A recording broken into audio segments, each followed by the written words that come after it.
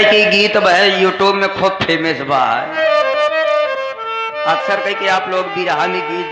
जरूर सुनत हो।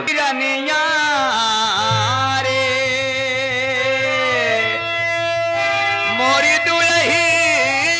दुल्हीन रे मोरी रनिया रे मोरे करे जा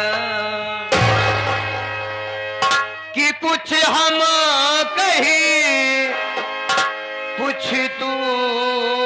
कहा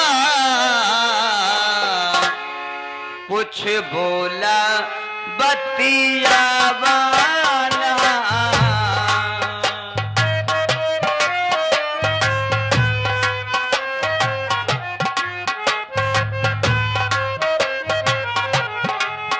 चुपचाप का बैठल बालू धानी लागे हमरे आवाना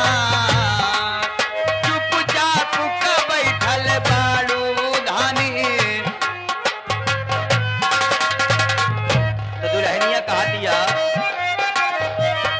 बोले बतियावे में मोरे राजा जी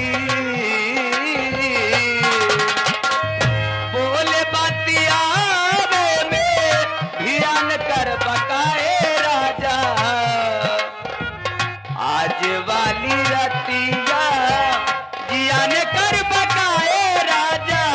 जियान कर बका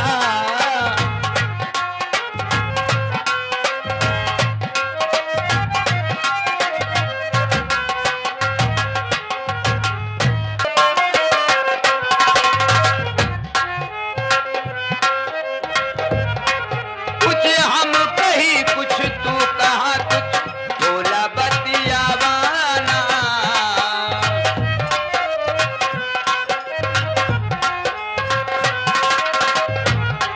चुपचाप का बैठल बालू धानी लगे हमरे रावाना चुपचाप का बैठल बालू धानी बोले बतियावे में बोले बतियावे में बोले बतियावे में ध्यान कर बकाए राजा आज वाली रतिया जियान कर बकाए राजा जियान कर बका आज वाली रतिया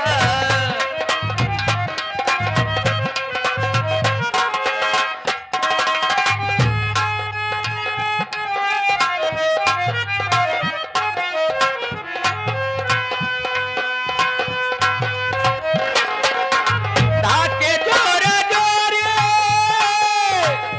तोहर मनवा के खींचला प्रीतिया के पानी से मनवा के सींचला प्रीतिया के पानी